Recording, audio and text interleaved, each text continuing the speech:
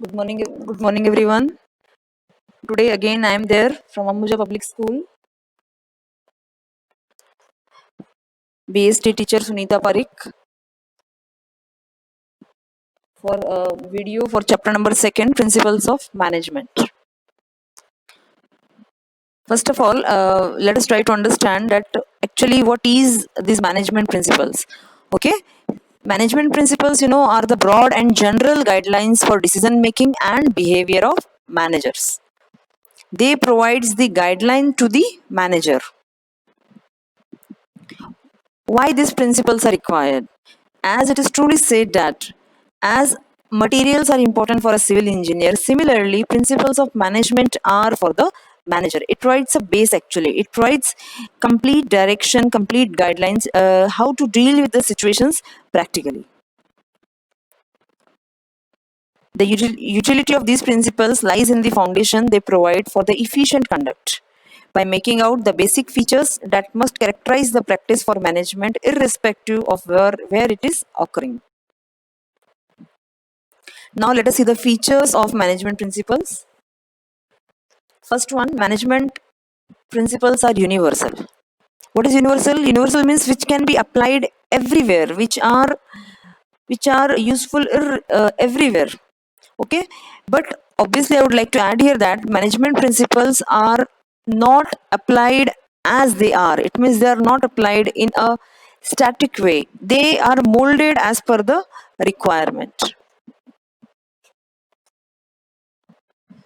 Universality of management principles actually means that the principles of management are applicable to all types of organization, irrespective of their size, types, and levels and all. Every time, everywhere it is required. Whether the organization is a profit making organization, it is a not for profit making organization, it is required everywhere. Second feature you can see, principles of management are flexible. Why it is said like that? That principles are flexible. Management principles are not rigid prescriptions which have to be followed absolutely actually. They are flexible and can be modified according to the requirement, can be modified according to the prevalent situations. Then third point you can see cause and effect relationship. The principles of management establish cause and effect relationship so that they can be used in similar situations in a large number of cases. They tell the managers if a particular principle is applied in a particular situation, what may be the effect? What could be the possible effect? The principle of management are less than perfect since they mainly apply to human behavior. In real life, situations are not identical. So, accurate cause and effect relationship may be difficult. Yes, it is correctly said that. That's why it is said that these principles are not like exact science. They are inexact science or soft science because, like in science, you have studied in 9th and 10th and all. That therefore every effect there is some cause and it will remain same in all the conditions, but here it is not like that. In principles changes are always there, so they mold themselves, so effect will also be here, but it will not be as exact as in the science. Next point you can see human behavior, that is behavioral in nature. This also you can write. See, management principles are applied on whom finally? These in principles are applied on human beings. Okay. Main motto is to influence the behavior of human being. Principle of management enable a better understanding of the relationship between human and material resources in accomplishing organizational goals. Then fifth, next one you can see principles of management are of equal importance. Yes, there are a number of principles we'll study in detail in this chapter. 14 principles are given by Mr. Fayol, and again 4 principles are given by Mr. Taylor. All these principles are equally important and are used in every organization. Okay. There can be some other points also. For example, contingent. Contingent means which may or may not happen in future. The applications of management principles is contingent, okay, or dependent upon the prevailing situation at a particular point of time. The application of principles has to be changed as per the requirement.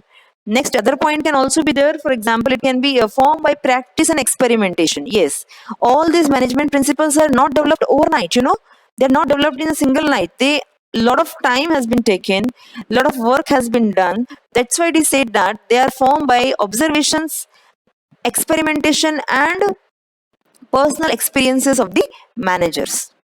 Derivation of principles of management may be said to be a matter of science, and their creative applications may be regarded as an art. This also you add. Then one more point you can add is that general guidelines. Yes, these principles are providing general guidelines to the managerial action, but do not provide ready-made straitjacket solution to all managerial problems. This is so because real business situations are very complex and dynamic and are a result of many factors. I hope you understood the principles of management.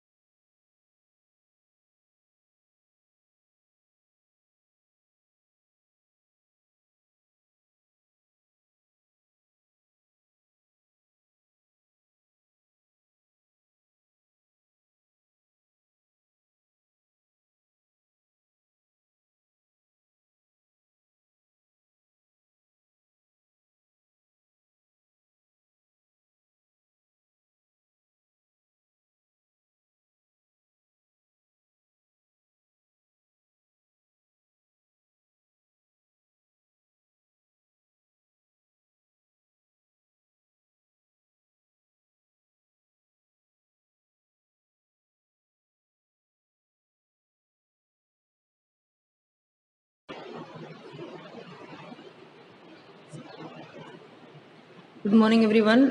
Today we are seeing the principles of management given by Henry Fayol. Mr. Henry Fayol has given 14 principles of management, which are extremely important in this chapter second. Most of the time, questions are asked in board exam from these principles. Now let us see the principles. First, you can see first principle given by Fayol is division of work and specialization. One and the same thing. You can say division of labor also. So here actually what the Fayol are believe, he says that always whatever work is there in the organization, that complete big task, big work should be divided into small task or job and should be performed by a specialist or a trained employee. Each such small task is known as job, okay? And when this person is doing same work again and again for number of months and all in continuation, then obviously they will get specialized in their particular sector. For example, in a company, there are separate departments for finance, marketing, production, advertisement, packing, HR. All the department perform specialized tasks. This leads to functional specialization. Okay. Now, the second one, principally of authority and responsibility. Authority means, what is authority? First, you need to understand what is authority. Authority means the right to give orders and obtain obedience. There are two types of authority, official authority and personal authority. Official authority means authority to command, and personal authority which is the authority of the individual manager. Responsibility means obligation to perform the job assigned on time. Fayol suggested that there should always be a balance between the authority and responsibility. Word parity is also used in NCRT. You can use the word parity also. There should always be balance, proper parity, proper matching between the authority and the responsibility. Suppose if authority is more and responsibility is not there, what will happen? Obviously, the misuse of work will be there, and vice versa. If responsibility is more and authority is not given, then what will happen? Then task cannot be accomplished. Suppose if somebody is asked that you have to accomplish this work within 2 days, but authority is not given to purchase the raw material, then how the task can be done? Suppose if material is over, material has to be purchased from the market, but authority is not given. Excuse me. Then how it is possible? That's why it is said that always there should be a balance between the authority and the responsibility. Next principle you can see is unity of command. According to Fayol, Fayol says that there should always be one and only one boss for each individual employee. If there is a dual subordination, it will just create a chaos. That's why it should always be avoided. This principle resembles military organization. This question is important here. This military organization. Okay? Military organization, if it comes in the exam, this line is related to unity of command. Suppose if an employee is getting order from two or more superiors at the same time, the principles of unity of command is violated. What will be the consequences of violation? Authority is undermined, discipline is in jeopardy, is in danger, order is disturbed, and stability is threatened. So always, employee should always receive order from the one boss only, as Fayol sir suggested. Next principle you can see is unity of direction. Unity of direction, here the main tagline is one head, one plan. All the units of organization should be moving towards the same direction, same objective through coordinated and focused efforts. Each group of activities have the same objectives, must have one head, one plan. This ensures unity of action and coordination. Then, principle of equity. What is this principle saying? That always there should be equal behavior for everyone, irrespective of their caste, sex, creed, religion, all other parameters, whatever. But always behavior should always be equal for all. And that will ensure loyalty and devotion. There will be cordial relation between the manager and the worker. Then principle of order. Order does not mean that many times it happen when principle of order is asked, many times students are writing that they think that this is an order which is related to the court and the judge and all, or discipline maybe, but it is not that order. Here order means everything, all the 3M hum jo bolte hain, all the 3M means men, machine and material. All the 3M should be at their proper systematic place. So time will not be wasted unnecessarily, maximum efficiency will be there. Then principle of discipline. Discipline is very important. Whatever is the size type of organization, without discipline nothing can be achieved, goals cannot be achieved. What is discipline? Discipline is the obedience to organizational rules and employment agreement, which are necessarily for working of the organization. According to Fayol, discipline requires good superior at all levels. Obviously, suppose if superiors are not themselves disciplined, what they will do? How they can establish discipline in the organization then? Clear and fair agreements and judicious application of penalty. Yes, this penalty, what is important here? Penalty is related to the discipline principle. Okay. Then principle of initiative. What is the principle of initiative saying? Initiative means here there should always be openness to the new ideas. Employees should always be motivated that they should provide their whatever suggestions are there with them, whatever creativity, whatever new innovations, whatever ideas are with them, they should share. They should always be boosted for sharing all these creative things which are there with them. See, it's not necessary that only the top level people will plan, they will make the policy. Yeah, they are making the policy. But before that, they should take suggestions from all the employees also. Suggestions should always be welcome from all. And this is initiative. Then fair remuneration. Yes.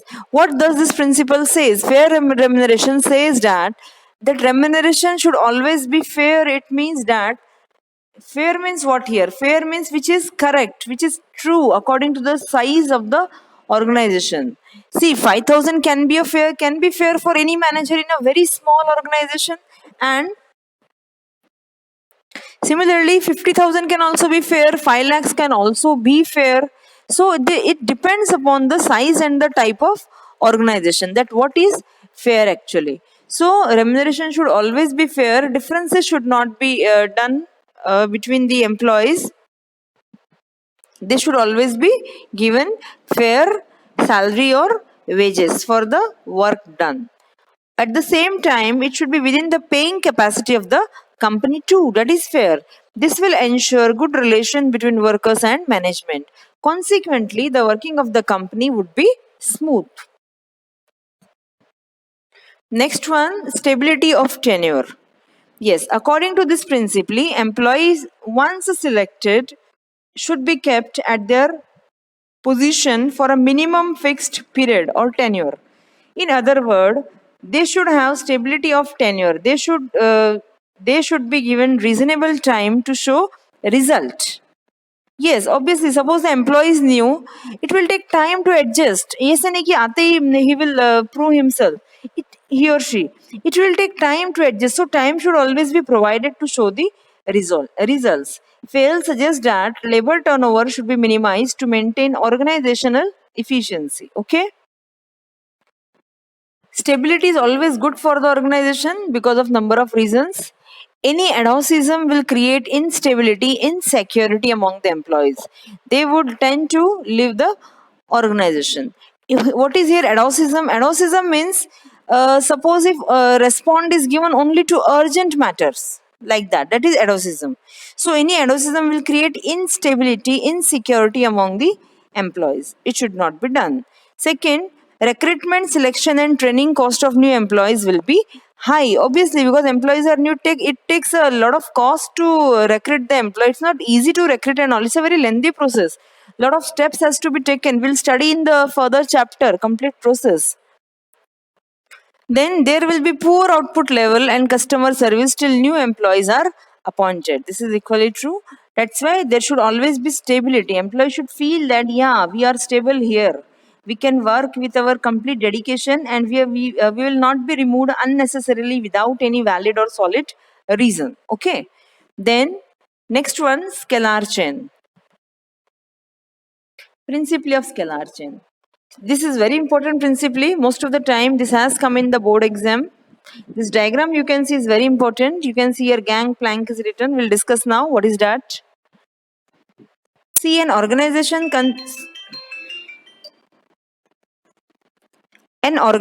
consists of superior and subordinates. The formal lines of authority from highest to lowest ranks are known as scalar chain. According to Fayol, organizations should have a chain of authority and it should always be obeyed from top to bottom. Suppose you can see the diagram. If any employee wants to communicate, they will not communicate directly, but information will pass from A to B to C to D like that. But in suppose some emergency is there, then in that condition, two employees working at the same level are allowed to communicate, and that is known as gangplank. Okay, so remember what is gangplank. In some emergency conditions, two employees working at the same level are directly allowed to communicate. As here in diagram you can see, D can directly communicate with G. Okay, in some emergency, not always, and that is known as gangplank. Then next one, principle of subordination of individual interest to general interest. This is very important. This is here the role of leader. Manager has to play a role of leader. See, generally always what concept is there in the organization, always there are two groups actually. One is the managerial group and other is the worker group. Managerial group always feels that so much wages are paid, so much high salaries are given, still that much work is not done.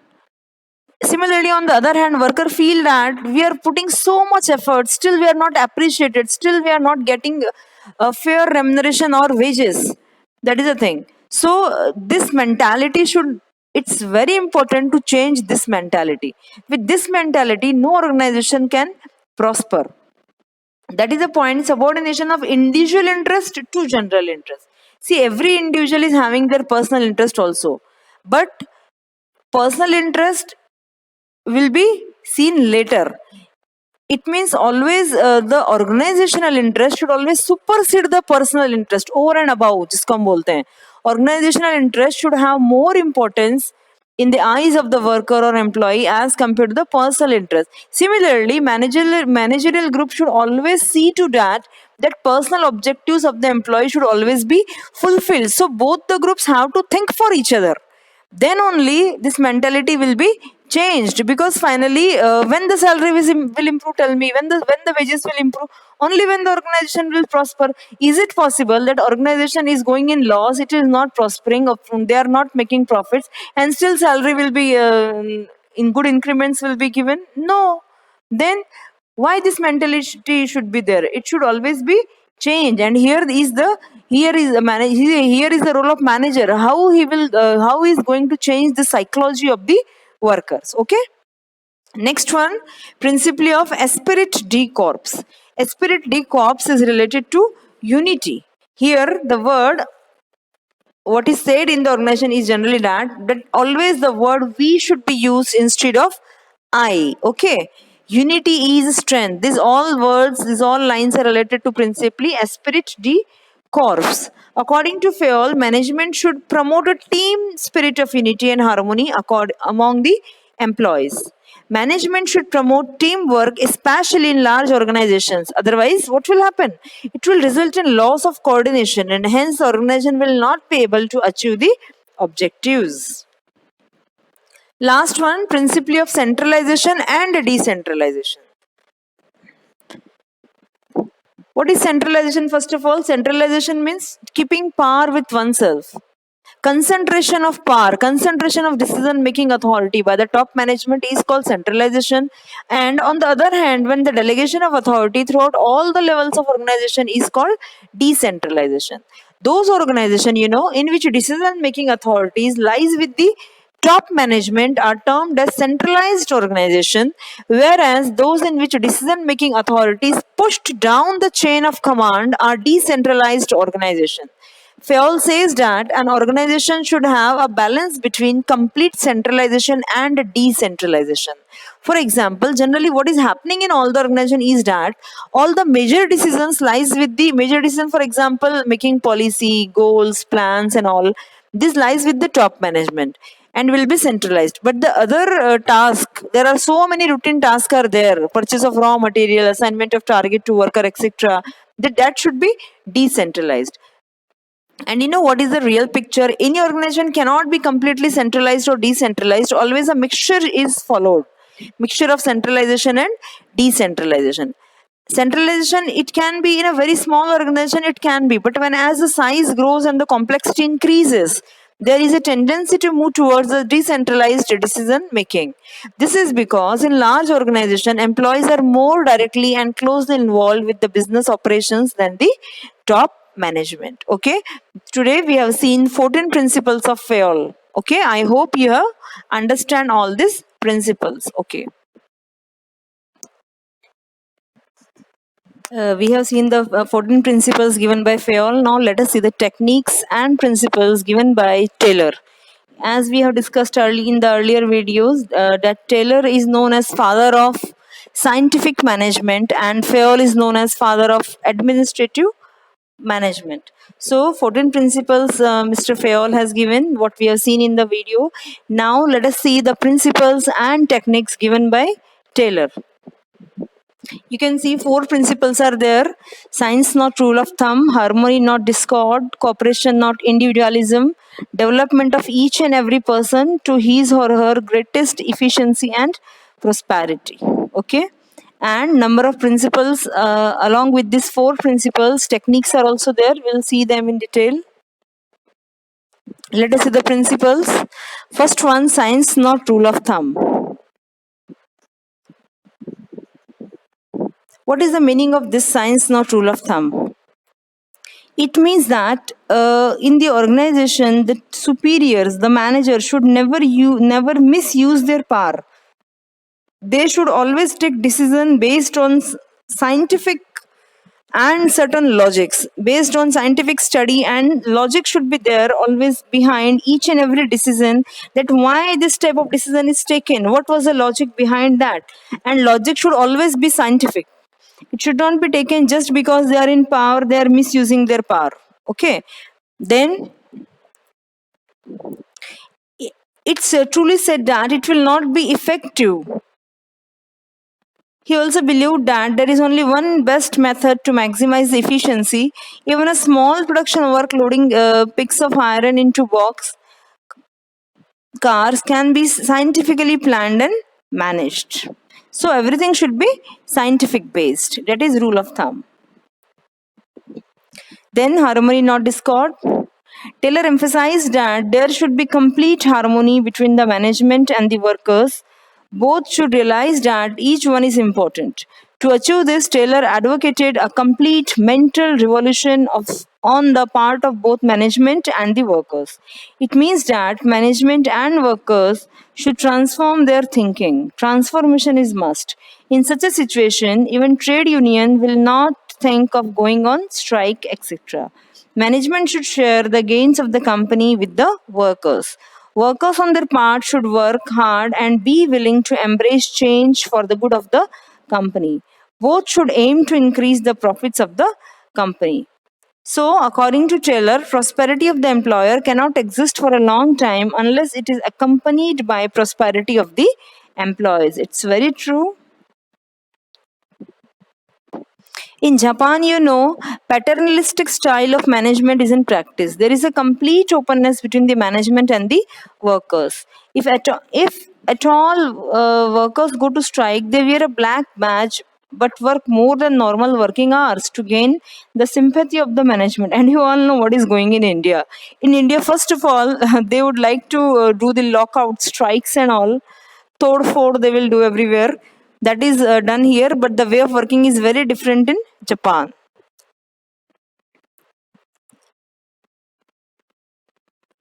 Then next one, cooperation, not individualism.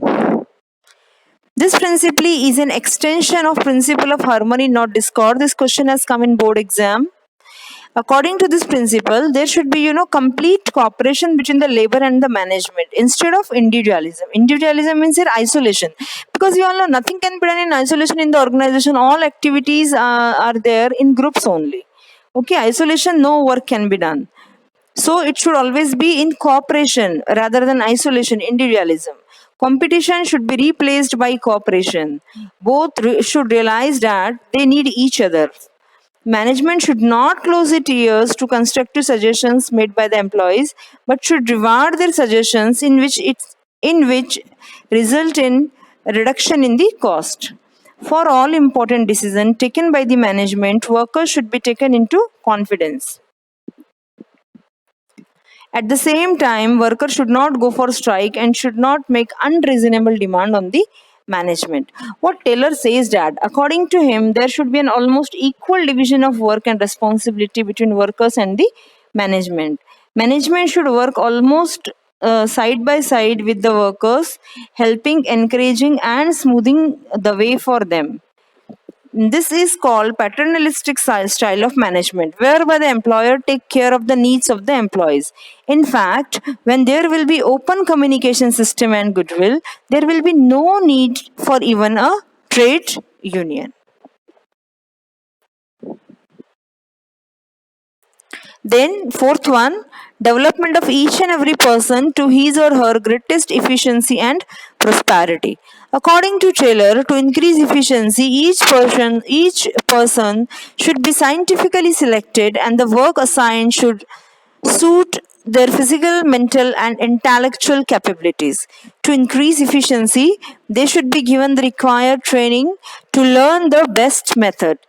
Efficient employees would produce more and earn more.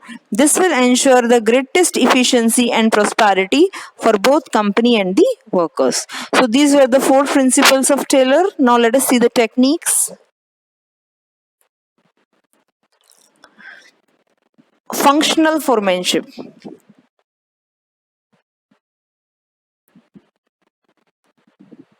Yes, you can see this diagram properly.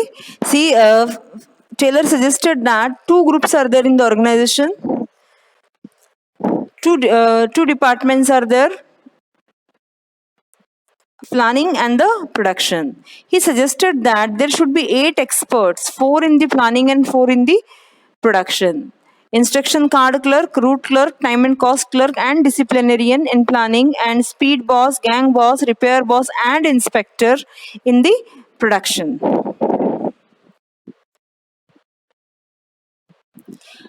Planning in charge and the production in charge, they are the factory managers, and rest all 8 experts are the workmen. Now let us see the role of each and every workman. What is the role? Instruction card clerk. Drafting instructions for workers. They will draft the instructions for the worker time to time. Route clerk, they will specify the route. What is the route for the production process? Time and cost clerk will decide the time. What is the standard time and the cost sheet? Disciplinarian will look after the discipline. He will ensure that discipline will maintain in the organization while working. Then speed boss in the under the production in charge. What 4 workers are there? Speed boss who look after the speed. Gang boss, they will keep all the machine, men, tools and all ready for operations. Repair boss will look after whether all the machines are in proper conditions or not. Inspector, they will check the quality of the work. In this way, total 8 bosses are there. But you know here, this technique is violating one of the principle. If you remember, it is violating the principle of unity of command, which states that only one boss will be there, as Fayol sir said. But here you can see Mr. Taylor is suggesting that there should be 4. It means total 8 boss, 8 workmen should be there in both planning and production. So here this is a violation of that principle of Fayol, unity of command. Next one, standardization and simplification of work. What is standardization and what is simplification? For 1 mark, you should know this. Standardization means setting of standards for various parameters. It can be for raw material, time, product, machinery, etc. What is simplification? It aims at eliminating the unnecessary diversity of products. What are the objectives of standardization? To reduce a given line of product to fixed type, size and characteristics. To establish standards of excellence and quality in material. To establish standards of performance of men and machine. To establish interchangeability of manufactured parts and product. And what is the objective of simplification? It results in saving of cost. It implies reduced inventories, fuller utilization of equipment and increasing turnover. Then next one, method study. Method study, what is the main objective of method study? Is to find out the best way of doing the job so as to minimize the cost of production and maximize the quality and satisfaction of the customer. That is method study. Motion study, what is the main intention of motion study? It means to reduce or cut down the unnecessary movement of workers, machines, etc., so that time will not be wasted and complete utilization will be of resources will be there. Then next one, time study. Time study means to find out the standard time to be taken to perform a well-defined job. Time measuring devices, example stopwatch, are used for each element of task. The standard time fixed for the whole task by taking several readings or observations. Okay. The objective of time study is to determine the number of workers to be employed, frame suitable incentive scheme, and determine the labor cost.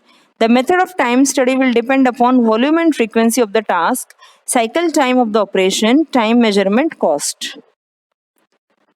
Next is fatigue study. Fatigue means what? Fatigue यानी थकावट, restlessness, fatigue, tiredness. A person is born to feel tired if they work without rest for a long period of time. In such a case, they will not be able to work with full capacity. So what is important? To provide the rest interval. Now this study deals with after how much time actually the rest intervals are required. So main objective of fatigue study is to determine the amount and frequency of rest interval in completing a task. There can be many cases for fatigue, like long working. There can be many causes, for fatigue, like long working hours, doing unstable work, unsuitable work, having uncordial relations with the boss, or bad working conditions, etc. Next is differential piece weight system. There can be many causes, uh, you know, for differential piece weight system. One thing, it is the best motivator, we can say. It is also violation of one of the principally of FAOL, that is fair remuneration, principally of fair remuneration. Here, what the Taylor is saying, that Taylor suggested that workers should be given their wages according to the pieces to be produced, according to the pieces they are producing. One who is doing more production of units should be given more salary or wages, and the less one. So it can be a best motivator, because obviously those who are getting less wages, they will feel that yes, we have also to work hard, and we have also to set the benchmark. We also to produce the unit above the average, and they will be motivated to do so that they can be counted in the category of the efficient workers. According to Taylor, this loss will be the strongest motivator for worker. If worker is getting less one, it will be the strongest motivator to reach standard performance in future. Okay. So we have seen the 4 principles and the techniques also. Okay, we have completed the topic of the Taylor here. We have seen the principles and the techniques. Okay, have a nice day.